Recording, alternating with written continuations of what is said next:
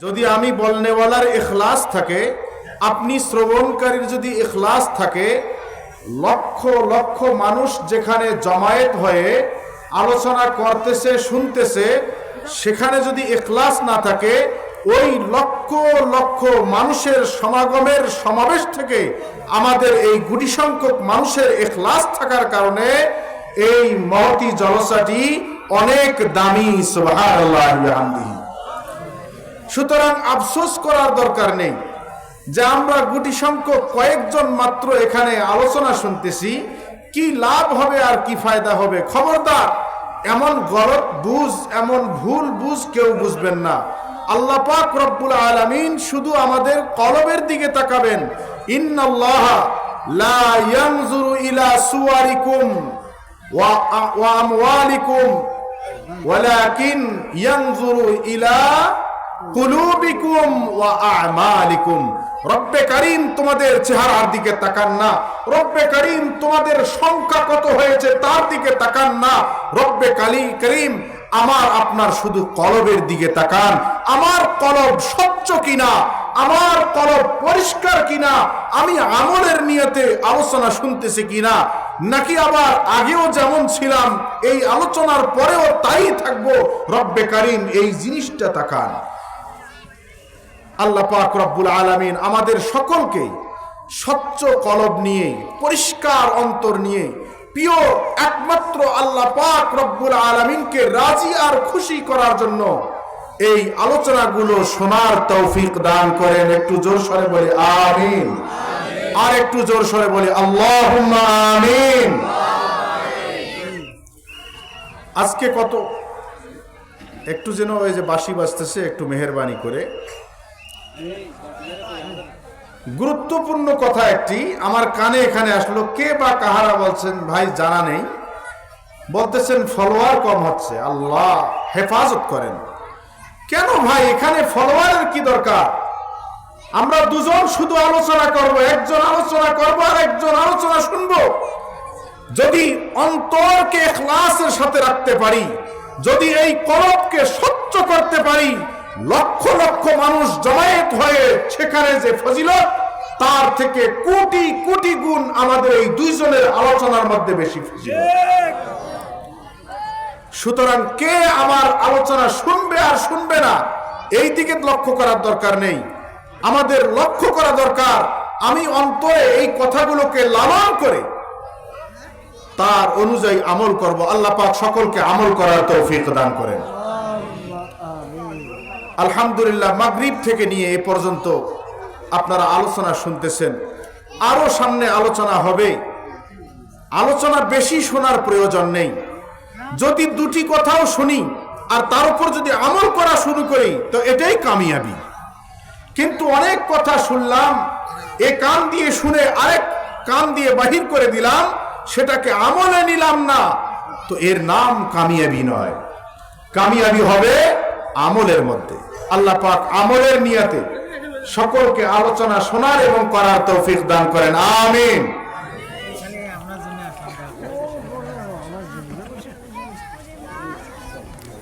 আমি আলোচনার শুরুতে আমাদের আজকের বিষয়বস্তুটি একটু ক্লিয়ার করতে চাচ্ছি।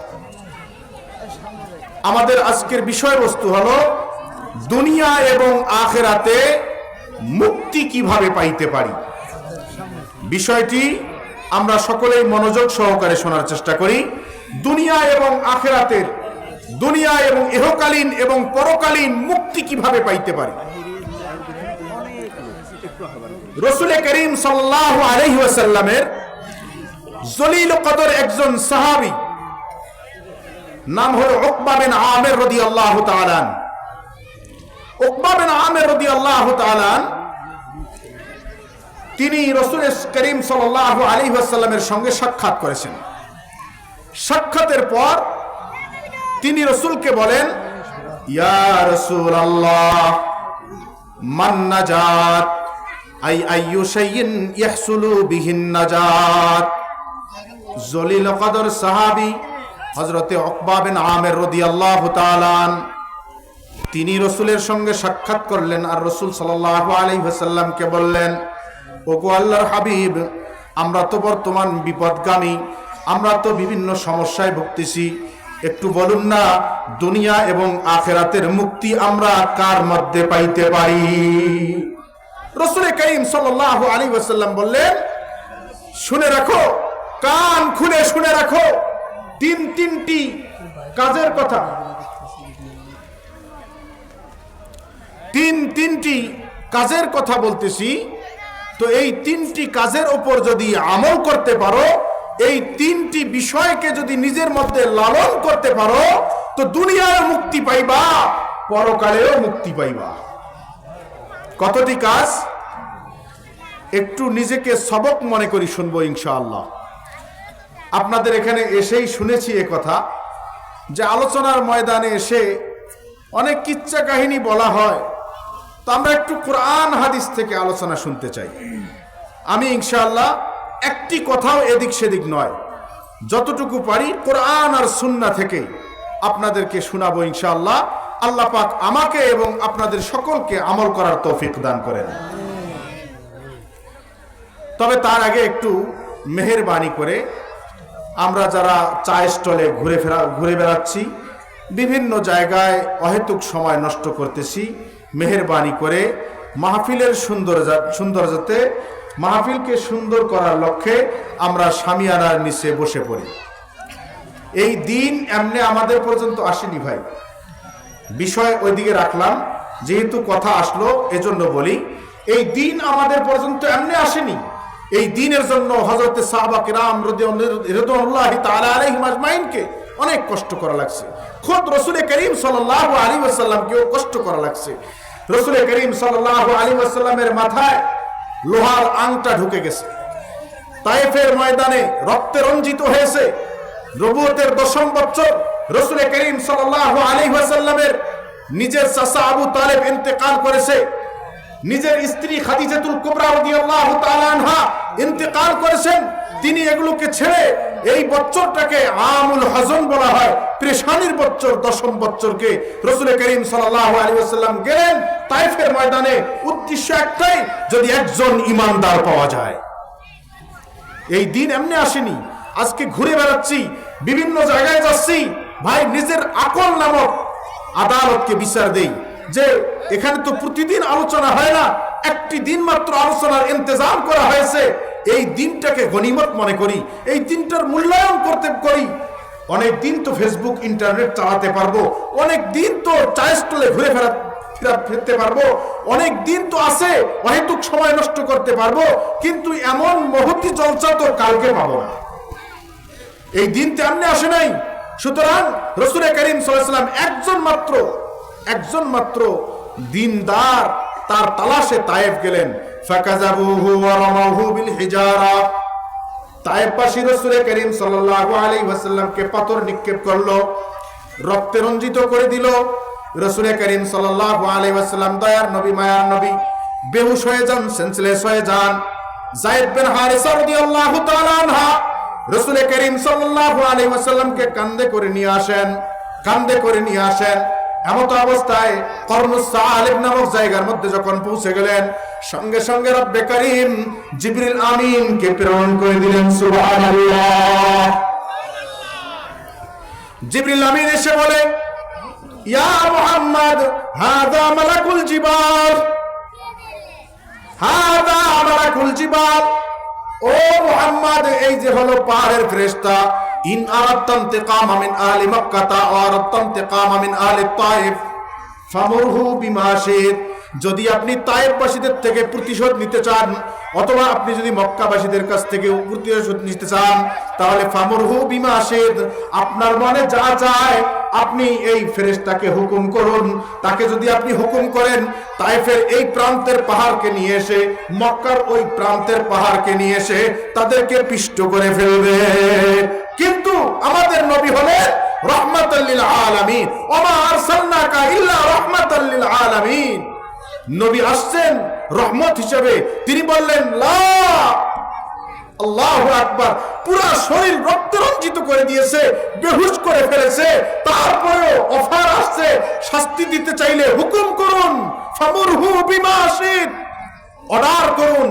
আপনি অর্ডার করলেই আপনার পক্ষ থেকে ফেরেশতাই তাদের থেকে প্রতিশোধ নিয়ে ফেলবে। রাসূল করিম সাল্লাল্লাহু আলাইহি ওয়াসাল্লাম বললেন, লা, আমি এই হুকুম করতে পারি না, আমি এই অর্ডার করতে পারি না।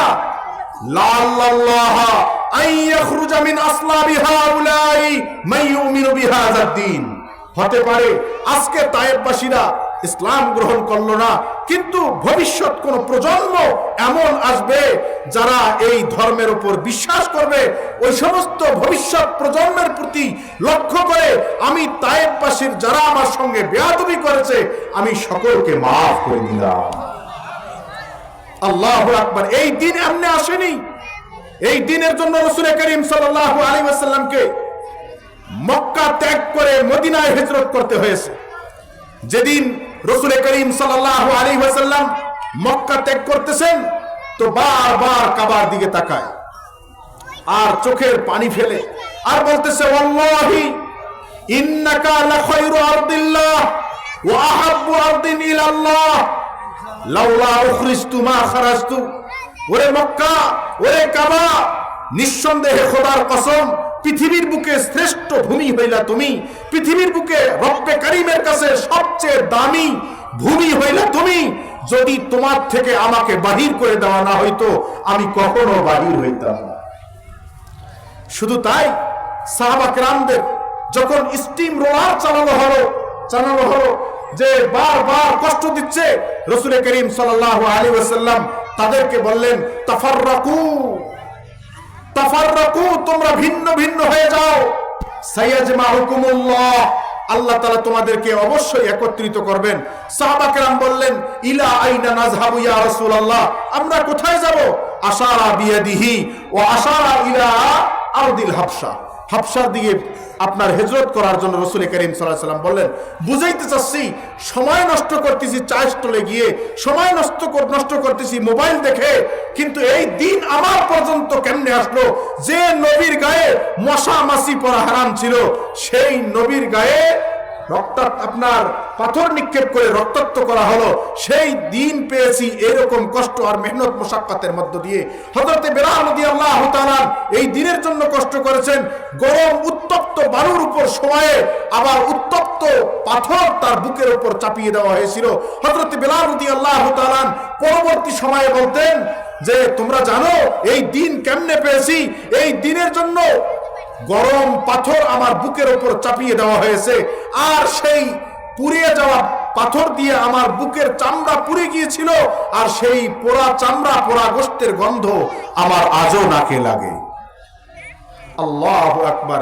এই দিন এমনি পাইনি, সুতরাং কদর করা শিখি। সুতরাং এই দিনের মহতি আপনার মাহফিল এবং জলসাকে আমরা একটু মূল্যায়ন করা শিখি। আল্লাহ পাক সকলকে মূল্যায়ন করার তৌফিক দান করেন। বলছিলাম যে দুনিয়া এবং আখিরাতে শান্তি কিভাবে আসবে, রাসূল করিম সাল্লাল্লাহু আলাইহি ওয়াসাল্লাম তিনটি টিপস দিয়েছেন। কতটি টিপস? তিনটি। এক নম্বর, আমলিক আলাইকা লিসানাক, তোমার জবানকে তুমি নিয়ন্ত্রণ করো। যদি তুমি জবানকে নিয়ন্ত্রণ করতে পারো বাবে নামের, তাহলে দুনিয়ায় মুক্তি পাইবা, পরকালেও মুক্তি পাইবা। আজকে খেয়াল যদি করি, দুনিয়া এবং আখিরাতে যত সমস্যা, যত বিপদ, যত সমস্যা আসতেছে সবগুলো এই জবানের জন্য। বাবা আর সন্তানের মধ্যে মিল মোহাব্বত নেই কেন? এই জবানের কারণে। স্বামী স্ত্রীর মধ্যে মিল মোহাব্বত নেই কেন? এই জবানের কারণে। চাচা ভাতিজার মধ্যে মিল মিলাপ নেই কেন? এই জবানের কারণে। যত সমস্যা আমরা পরিলক্ষিত করি, প্রতিটি সময়ের পিছনে বিশেষ একটি কারণ রয়েছে, এই জবানকে নিয়ন্ত্রণ না করা, এই জবানকে লাগামহীন চালিয়ে দেওয়া। এই কারণেই সমস্ত সমস্যা আসে। আর এই জবানকে নিয়ন্ত্রণ করা গুরুত্বপূর্ণ বিষয় হওয়ার কারণে রাসূল করিম সাল্লাল্লাহু আলাইহি ওয়াসাল্লাম ইরশাদ ফরমান, কোন ব্যক্তি যদি আমাকে জবানের গ্যারান্টি দিতে পারে, আমি তাকে জান্নাতের গ্যারান্টি দিয়ে দিলাম। قال النبي صلى الله عليه وسلم من يضمن لي ما بين لحييه وما بين رجليه اضمن له الجنة। ও আমার সাহাবা, ও আমার উম্মত, শুনে নাও, তোমাদের মধ্য থেকে যে কেউ যদি আমাকে তোমার জবানের এবং লজ্জা স্থানের গ্যারান্টি দিতে পারো, আমি নবী তোমাকে জান্নাতের গ্যারান্টি দিয়ে দিলাম। কিয়ামতের দিন সবচেয়ে সবচেয়ে নিকৃষ্ট ব্যক্তি ওই হবে, ওই ব্যক্তি সবচেয়ে নিকৃষ্ট হবে যে ব্যক্তির জবান ঠিক থাকবে না, যে ব্যক্তির জবান এখানে গিয়ে এক কথা বলে ওখানে গিয়ে আর এক কথা বলে।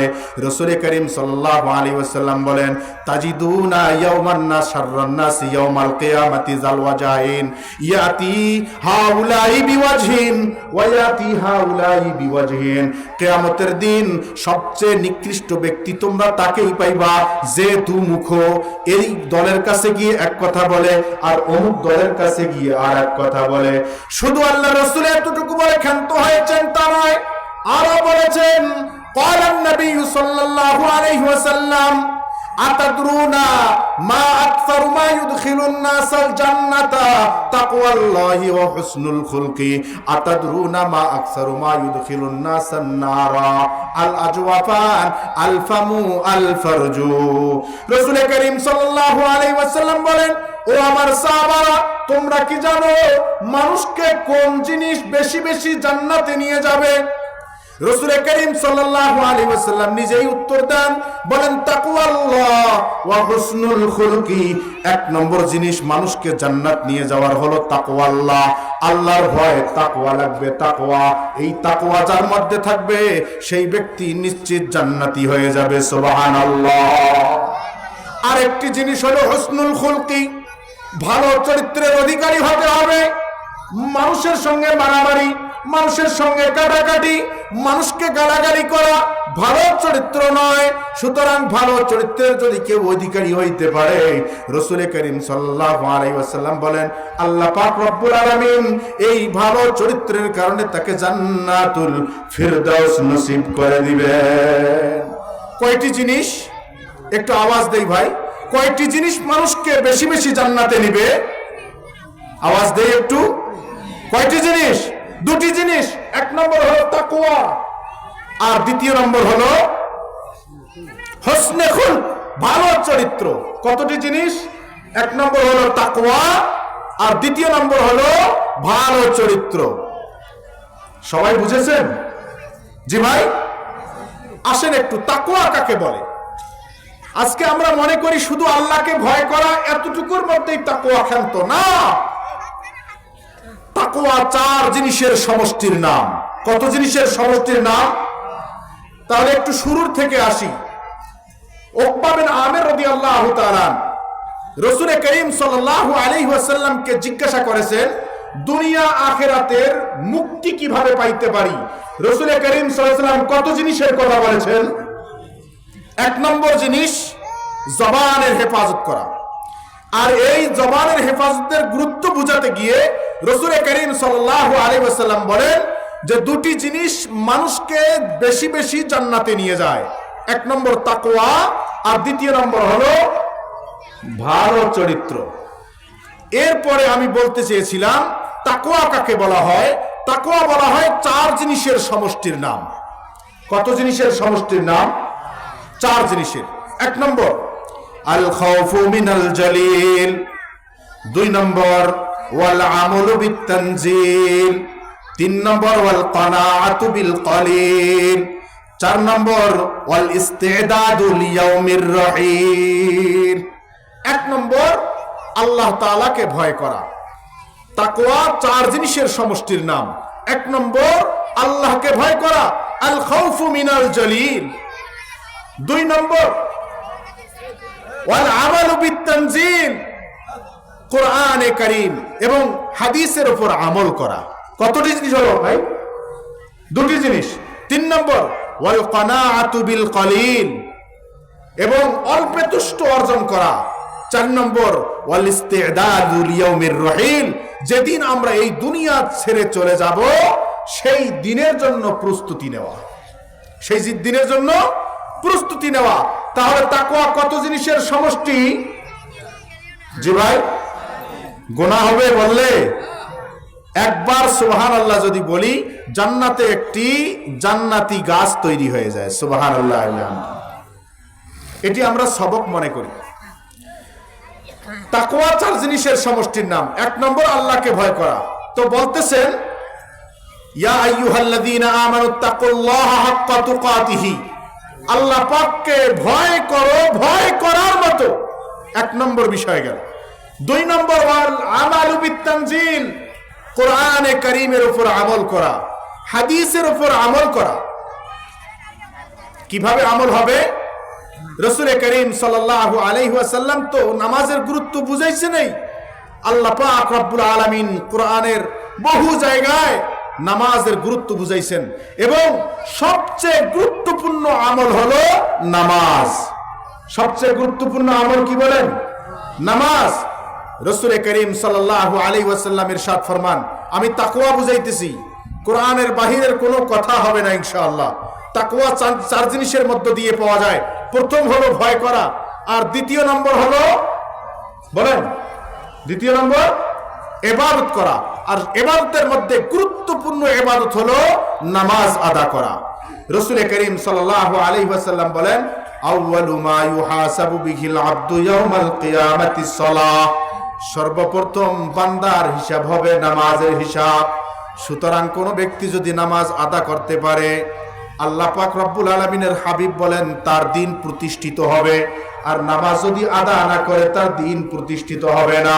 ক্বালা নবী সাল্লাল্লাহু আলাইহি ওয়াসাল্লাম, as-salatu imaduddin faman aqamaha faqad aqamad-din wa man tarakaha faqad hadamad-din।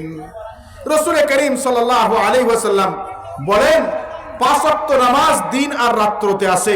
কোন ব্যক্তি যদি সঠিকভাবে উযু করে আদা করে, রব্বে করিম তার জিন্দেগীর সকল গুনাহ মাফের জন্য জিম্মাদার হয়ে যান। ক্বালা নবী সাল্লাল্লাহু আলাইহি ওয়াসাল্লাম, খামসু সালাওয়াতিন ইফতারাজাহুন্নাল্লাহ মান আহসানা ওযুহুন্না ওয়া সাল্লাহুন্না ওয়া আতাম্মা রুকুআহুন্না ওয়া খুশুআহুন্না কানা আলাল্লাহি আহাদুন আন ইয়াগফিরা লাহু। আল্লাহ পাক জিম্মাদার হয়ে যান। পাঁচ ওয়াক্ত নামাজ সঠিকভাবে আদা করলাম, রব্বে করিম জিম্মাদার হয়ে গেলেন। তাহলে আমার জান্নাত নাকি জাহান্নাম? বলেন, জান্নাত। আল্লাহ পাক রব্বুল আলামিন পাঁচ ওয়াক্ত নামাজ পড়ার মধ্য দিয়ে সকলকে জান্নাতি হওয়ার তৌফিক দান করেন, আমিন ইয়া রাব্বাল আলামিন। শুধু নামাজের ফজিলত আছে তা নয়, নামাজ পড়তে গিয়ে সর্বপ্রথম কি করতে হয় বলেন তো? জি, উযু করতে হয়। রাসূল করিম সাল্লাল্লাহু আলাইহি ওয়াসাল্লাম বলেন, যখন কোন বান্দা নামাজের উদ্দেশ্যে হোক আর না হোক যদি উযু করতে যায় আর উযু করা শুরু করে, তাহলে উযুর অঙ্গগুলো থেকে তার গুনাহগুলো ঝরিয়ে যায়। ক্বালা নবী সাল্লাল্লাহু আলাইহি ওয়াসাল্লাম, ইযা তাওয়াজ্জাআল আবদুল মুসলিমু আবিল মুমিনু ফাগাসালা ওয়াজহাহু খারাজাত মিন ওয়াজহিহি কুল্লু খাতিয়াতিন নাযারা ইলাইহা বিআইনিহি মা আখিরি কতরিল মা। যখন কোন বান্দা, যখন কোন মুসলমান, যখন কোন মুমিন নামাজের উদ্দেশ্যে হোক বা না হোক উযু করা শুরু করে, উযু করতে গিয়ে চেহারা মণ্ডল ধুয়ে ফেলে, মুখমণ্ডল চেহারা মণ্ডল ধুয়ে ফেলে, তো সাথে সাথে তার চেহারা থেকে যত গুনাহ আছে গুনাহগুলো ঝরিয়ে যায়। এবং কিয়ামতের দিন রাসূল করিম সাল্লাল্লাহু আলাইহি ওয়াসাল্লাম বলেন, আমার উম্মতের উযুর অঙ্গগুলো 14 তারিখের পূর্ণিমার চাঁদের ন্যায় ঝলমল ঝলমল করতে থাকবে। قال النبي صلى الله عليه وسلم يدعون يوم القيامة غرا محجلين من آثار الوضوء فمن استطاع أن يطيل غرته فليفعل। কিয়ামতের দিন আমার উম্মতের উযুর অঙ্গগুলো 14 তারিখের পূর্ণিমার ন্যায় চাঁদের ন্যায় ঝলমল করতে থাকবে। সুতরাং তোমাদের যাদের সামর্থ্য আছে উযুর অঙ্গগুলো একটু বাড়িয়ে বাড়িয়ে ধো। আমরা চেষ্টা করব উযুর অঙ্গগুলো বাড়িয়ে বাড়িয়ে ধোয়ার জন্য। আল্লাহ পাক তৌফিক দান করেন। শুধুমাত্র যে উযুর ফজিলত, পাঁচ ওয়াক্ত নামাজের ফজিলত আছে তা নয়, বরং রাসূল করিম সাল্লাল্লাহু আলাইহি ওয়াসাল্লাম বলেন, পাঁচ ওয়াক্ত নামাজ পড়তে গিয়ে দিন আর রাত্র মিলে 12 রাকাত সুন্নতে মুআক্কাদা আছে। কত রাকাত? 12 রাকাত সুন্নতে মুআক্কাদা আছে। এই 12 রাকাত সুন্নতে মুআক্কাদা যদি কোনো ব্যক্তি আদা করতে পারে, রাসূল করিম সাল্লাল্লাহু আলাইহি ওয়াসাল্লাম বলে আল্লাহ পাক রব্বুল আলামিন জান্নাতে তার জন্য স্বর্ণ আর চাঁদি দিয়ে একটা ঘর নির্মাণ করেন। সুবহানাল্লাহ। قال النبي صلى الله عليه وسلم من صلى في يوم وليلة 12 ركعة বানাল্লাহু লাহু বাইতান ফিল জান্নাহ আরবাআন ক্বাবলা আয-যুহরি রাকাতাইনি বাদাহা ওয়া রাকাতাইনি বাদাল মাগরিবি ওয়া রাকাতাইনি বাদাল ইশা ওয়া রাকাতাইনি ক্বাবলা সালাতিল ফজর। আল্লাহু আকবার। দিন আর রাত্র মিলে 12 রাকাত নামাজ সুন্নতে মুআক্কাদা যদি আদায় করতে পারে, রাসূল করিম সাল্লাল্লাহু আলাইহি ওয়াসাল্লাম বলে আল্লাহ পাক রব্বুল আলামিন তার জন্য জান্নাতে স্বর্ণ আর চাঁদি দিয়ে ঘর নির্মাণ করেন। আল্লাহু আকবার, আল্লাহু আকবার। সুতরাং আমরাও চেষ্টা করব শুধুমাত্র ফজরের সুন্নত 2 রাকাতের ফজিলতের কথা রাসূল করিম সাল্লাল্লাহু আলাইহি ওয়াসাল্লাম বলে যে দুনিয়া এবং দুনিয়ার মধ্যে যা কিছু আছে এগুলো আল্লাহর রাস্তায় দান করলে যে সওয়াব হয় তার থেকে বেশি সওয়াব হলো ফজরের 2 রাকাত সুন্নত পড়ার মধ্যে। একটু জোরে আওয়াজে বলেন না সুবহানাল্লাহ। قال النبي صلى الله عليه وسلم ركعت الفجر خير من الدنيا وما فيها। 2 রাকাত ফজরের সুন্নত সালাত এটি কেমন? বলে দুনিয়া আর দুনিয়ার মধ্যে যা কিছু আছে আল্লাহর রাস্তায় দান করলে যা সওয়াব হয় তার থেকে বেশি সওয়াব। এবং বলেন রাসূল করিম সাল্লাল্লাহু আলাইহি ওয়াসাল্লাম যোহরের আগে 4 রাকাত সুন্নতে মুআক্কাদা আছে, কোন ব্যক্তি যদি আদা করতে পারে আল্লাহ পাক রব্বুল আলামিন তার জন্য জাহান্নামের আগুনকে হারাম করে দেন। মান হাফাজা আলা আরবা রাকাতিন ক্বাবলা সালাতিল যুহরি ওয়া আরবাইন বাদাহা হারামাহুল্লাহু আলান নার। দোজখের আগুন তার জন্য হারাম করে দেওয়া হয়। আল্লাহু আকবার, আল্লাহু আকবার। শুধু তাই নয়, আসরের নামাজের পূর্বে যদি কোনো ব্যক্তি সুন্নতে গায়রে মুআক্কাদা বা সুন্নতে জায়েদা 4 রাকাত নামাজ পড়ে, রাসূল করিম সাল্লাল্লাহু আলাইহি ওয়াসাল্লাম বলেন রহিমাল্লাহু ইমরাআন মান সাল্লা ক্বাবলাল আসরি আরবাআন। আল্লাহ পাক রব্বুল আলামিন ওই ব্যক্তির উপর সবচেয়ে অধিক পরিমাণে রহম করেন যে ব্যক্তি আসরের পূর্বে 4 রাকাত সুন্নতে জায়েদা আদা করেন। আল্লাহু আকবার। শুধু তাই নয়, ফজিলতের কথা রাসূল করিম সাল্লাল্লাহু আলাইহি ওয়াসাল্লাম বলেন মাগরিবের পরে আওয়াবিনের নামাজ আছে 6 রাকাত। কত রাকাত? 6 রাকাত আওয়াবিনের নামাজ আছে। কোন ব্যক্তি যদি এই আওয়াবিনের 6 রাকাত নামাজ আদা করে আল্লাহ পাক রব্বুল আলামিন 12 বছর ইবাদত করার সওয়াব তার এই 6 রাকাত আওয়াবিন পড়ার কারণে দিয়ে দেন। একটু জোরে আওয়াজে বলি না সুবহানাল্লাহ। قال النبي صلى الله عليه وسلم من صلى 6 ركعات بعد المغرب لم يتكلم بينهن بالسوء উদিলনা বিইবাদাতি 12 সানাতান।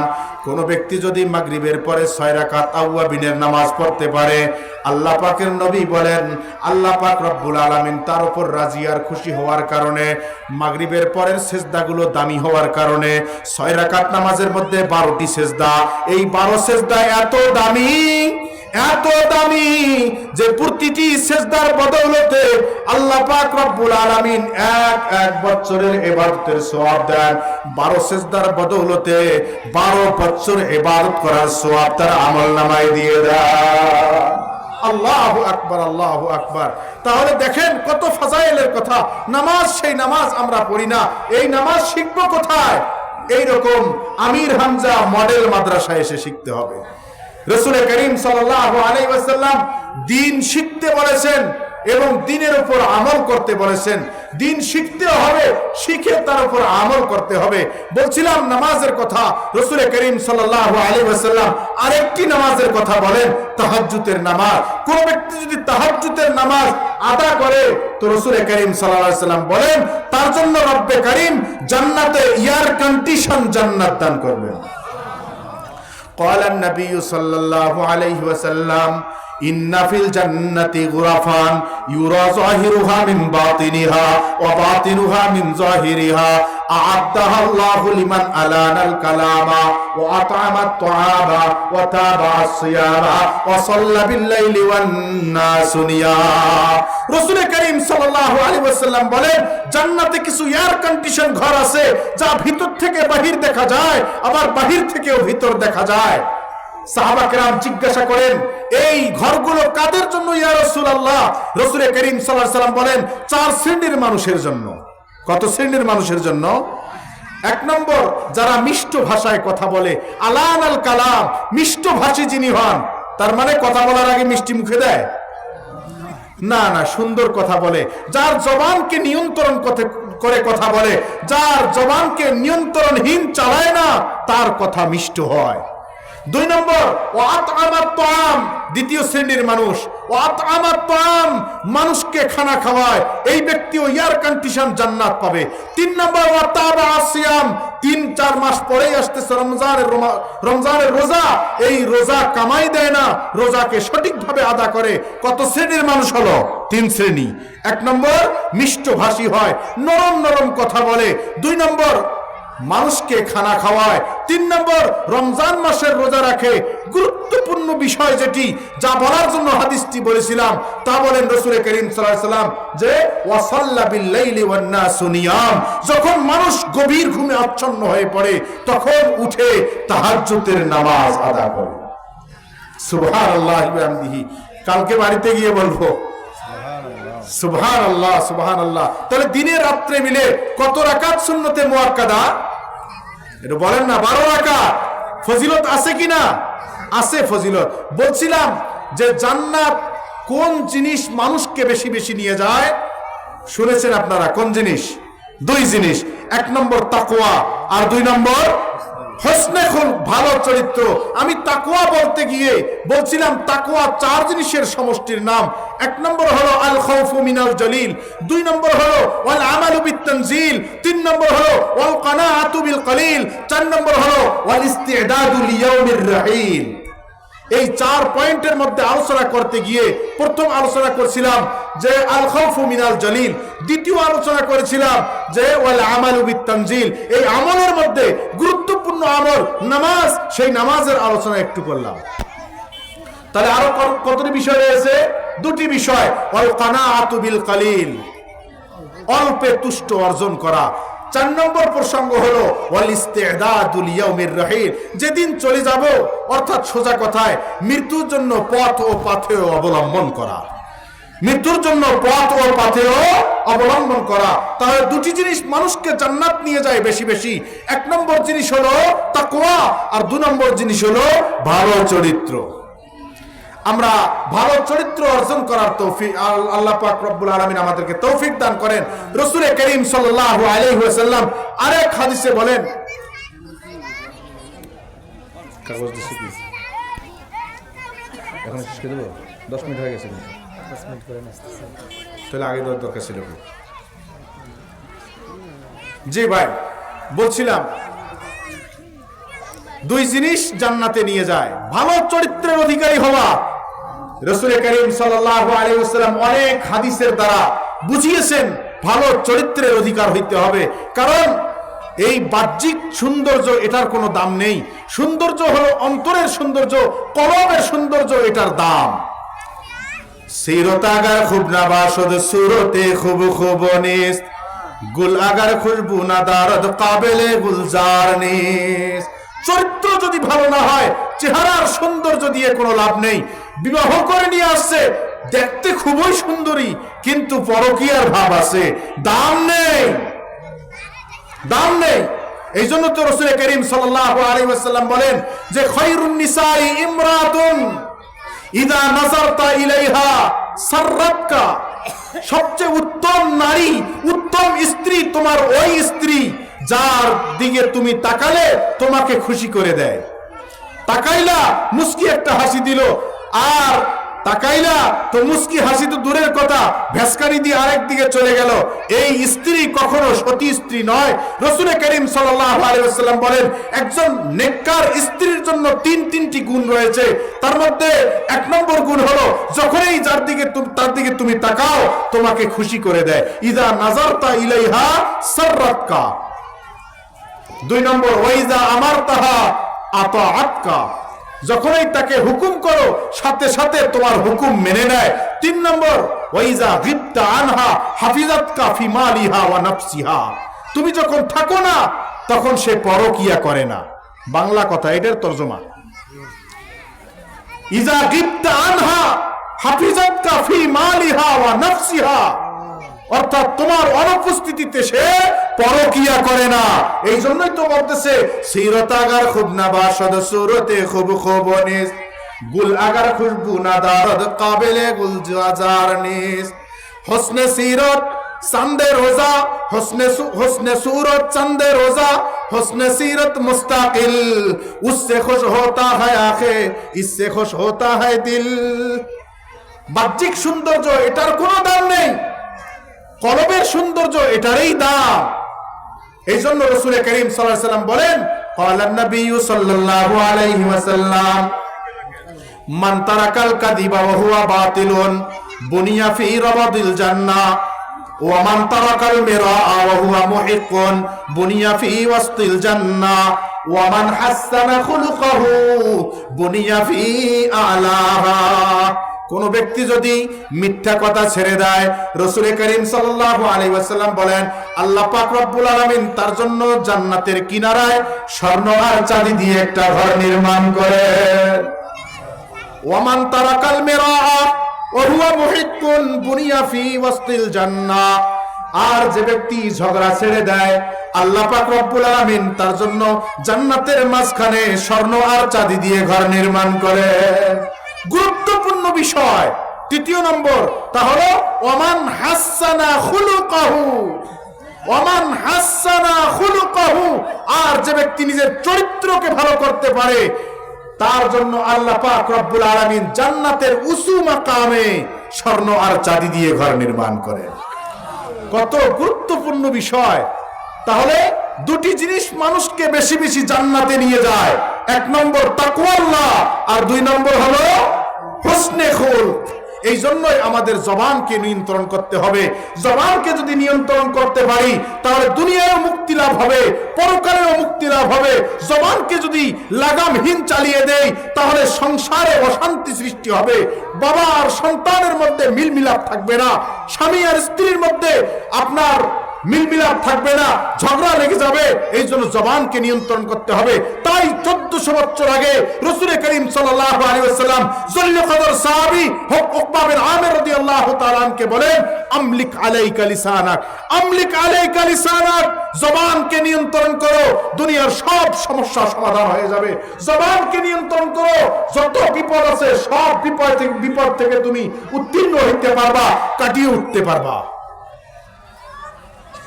দুনিয়া আখিরাতে মুক্তি কত জিনিস, আমার কথা মনে হয় বুঝতেছেন না আপনারা। কত জিনিসের মধ্যে মুক্তি? 3 জিনিসের মধ্যে। এতক্ষণ যদি বলা হয়তো যে অমুক দেশের খেলোয়াড়ের নাম 3 জন, তো এতক্ষণ সবাই বলে দিতেন যে হ্যাঁ অমুক অমুক অমুক।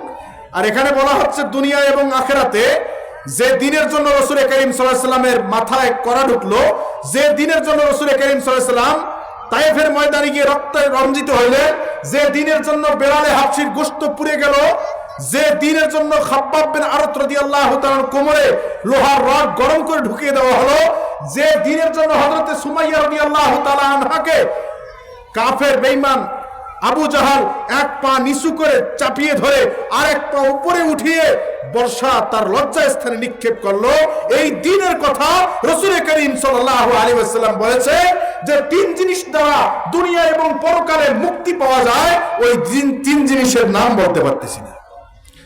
1 নম্বর হলো কি বলেন? আমলিক আলাইকা লিসানাক, জবানকে নিয়ন্ত্রণ করো। 2 নম্বর ওয়াল ইয়াসাকা বাইতুক, তোমার ঘরটাকে তুমি প্রশস্ত বানাও, তোমার ঘরটাকে তুমি বড় বানাও, ঘরটাকে বড় বানাও। এর দ্বারা রাসূল করিম সাল্লাল্লাহু আলাইহি ওয়াসাল্লাম এই কথার দিকে ইঙ্গিত করেন যে তুমি মানুষের সঙ্গে সঙ্গ দিও না, যথাসম্ভব মসজিদে যাও, যথাসম্ভব বাড়ির ভেতর থাকো, এর বাইরে বাজারে যাবা, এর বাইরে ওদিকে যাবা, সেদিকে যাবা, জবানকে নিয়ন্ত্রণ করতে পারবা না, তখন তুমি অহেতুক কাজের মধ্যে লেগে যাবা, আপনার অহেতুক কাজের মধ্যে লেগে যাবা, তো তুমি মুক্তি পাইবা না, মুক্তির জায়গায় বিপদগামী হয়ে যাবা। কারণ রাসূল করিম সাল্লাল্লাহু আলাইহি ওয়াসাল্লাম বলেন যদি একাকিত্ব থাকো তোমার গুনাহ কম, আর যদি সঙ্গ দিতে যাও তো কার সঙ্গে সঙ্গ দিবা? বর্তমান সঙ্গ দেওয়া মুশকিল। যদি যার সঙ্গে সঙ্গ দিচ্ছি হয়তো তিনি খারাপ, আর একটা ভালো আছে, হয়তো সঙ্গ দিলাম কিন্তু কিছুক্ষণ পরে গীবত শুরু হয়ে গেল। গীবত জানিও না কাকে বলা হয়। এই গীবত থেকে নিজের জবানকে নিয়ন্ত্রণ করতে হবে, চুগলখড়ি থেকে নিজের জবানকে নিয়ন্ত্রণ করতে হবে।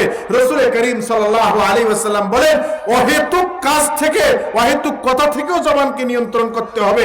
কারণ রাসূল করিম সাল্লাল্লাহু আলাইহি ওয়াসাল্লাম বলেন, তারকু মিন হুসনি ইসলামিল মারই তারকুহু মা লা ইয়ানিহি, অর্থাৎ একজন মুসলমানের ইসলামিক সৌন্দর্য হলো সে অহেতুক কথা ছেড়ে দেওয়া, অহেতুক কথা ছেড়ে দেওয়া।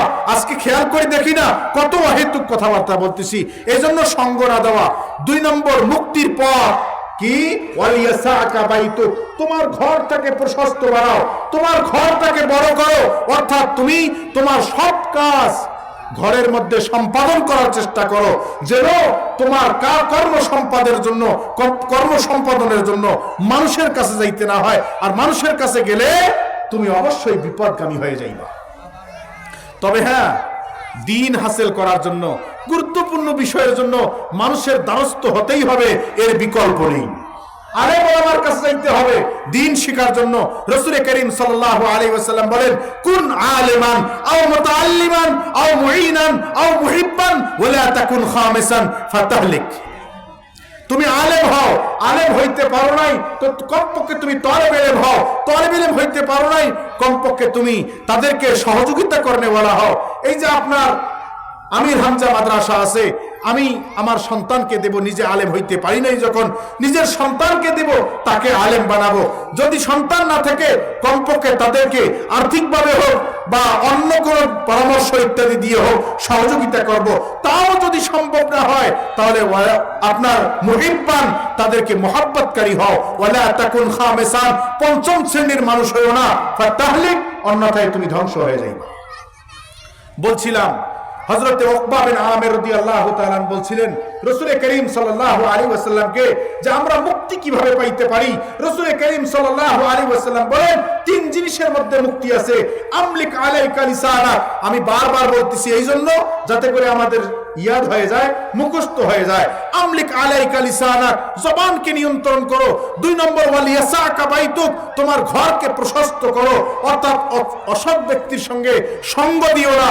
আর 3 নম্বর ওয়াক্কি আলা খাতিয়াতিক, ওয়াক্কি আলা খাতিয়াতিক, তোমার জিন্দেগীর যত পাপাচার কাজ আছে, তোমার জিন্দেগীর মধ্যে যত গলতি করে ফেলছো, যত ভুল ভ্রান্তি করে ফেলছো, এই ভুল ভ্রান্তির জন্য আল্লাহ পাক রব্বুল আলামিনের কাছে কান্নাকাটি করো। ওয়াক্কি আলা খাতিয়াতিক, এখানে ভুল করিনি এমন কেউ আছি? আজকে সব নামাজ কি পড়েছি? আজকে ফজরের নামাজ কি পড়েছি?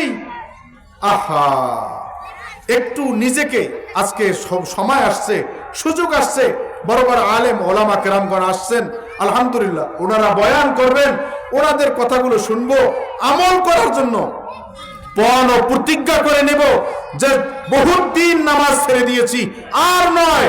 কারণ আমি আলোচনা শুনেছি তাকওয়া বলা হয় ওয়াল ইস্তিদাদু লিয়াউমির রহিল, যেদিন এই দুনিয়া ছেড়ে চলে যাব সেই দিনের জন্য প্রস্তুতি নেওয়া।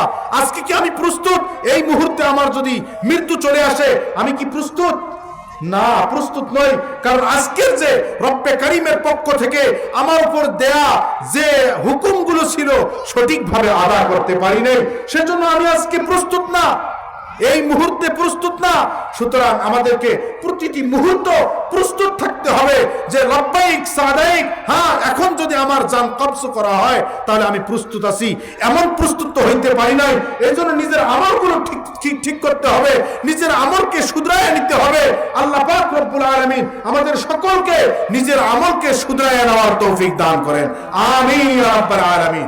বলছিলাম 3 নম্বর বিপদগামী হওয়ার থেকে ত্বরান্বিত হওয়ার উপায় হলো ওয়াক্কি আলা খাতিয়াতিক, তোমার নিজের জিন্দেগীর যত ভুল ভ্রান্তি আছে সেগুলোর ব্যাপারে তুমি আল্লাহ পাকের কাছে মাফ চাও, চোখের পানি ফেলো। কেন? আর সবচেয়ে গুরুত্বপূর্ণ চোখের পানি ফেলার সময় হলো গভীর রজনী, গভীর রাত। কারণ আল্লাহ পাক রব্বুল আলামিন প্রথম আসমানে আসেন, এসে বলেন আলা মিন মুস্তাগফিরিন ফাগফির লাহু, আলা মিন মুস্তারজিকিন ফারজুক লাহু, আলা মুবতালান ফাউআফিয়া লাহু, আলা কাযা হাত্তা ইয়াতলুআল ফাজর। রাসূল করিম সাল্লাল্লাহু আলাইহি ওয়াসাল্লাম বলেন, প্রথম আসমানে আল্লাহ পাক রব্বুল আলামিন রাত্রিবেলায় চলে আসেন, গভীর রাতে এসে বলেন, তোমরা কে আসো গুনাহ মাফ চাহনেওয়ালা?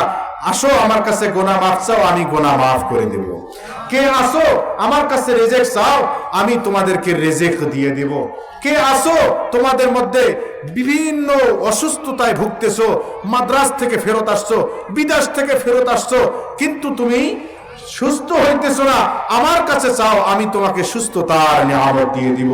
আল্লাহ পাক রব্বুল আলামিন আমাদের সকলকে দুনিয়া এবং আখিরাতের মুক্তির যে পথ রাসূল করিম সাল্লাল্লাহু আলাইহি ওয়াসাল্লাম তিনটি বাতলাইয়াছেন। 1 নম্বর নিজের জবানকে নিয়ন্ত্রণ করা, 2 নম্বর মানুষের সঙ্গ বেশি না দেয়া, 3 নম্বর নিজের ভুলভ্রান্তির জন্য কান্নাকাটি করা। এই 3 কর্ম করার মধ্য দিয়ে আমাদেরকে দুনিয়া এবং আখিরাতে বিপদ থেকে আল্লাহ পাক রব্বুল আলামিন মুক্তি দান করেন, এবং আমরা যা আলোচনা হলো এই আলোচনাগুলোর উপর আমল করার চেষ্টা করি। আল্লাহ পাক রব্বুল আলামিন সকলকে তৌফিক দান করেন, আমিন। ওয়া মা তৌফিকি ইল্লা বিল্লাহ। আসসালামু আলাইকুম ওয়া রাহমাতুল্লাহি ওয়া বারাকাতুহু।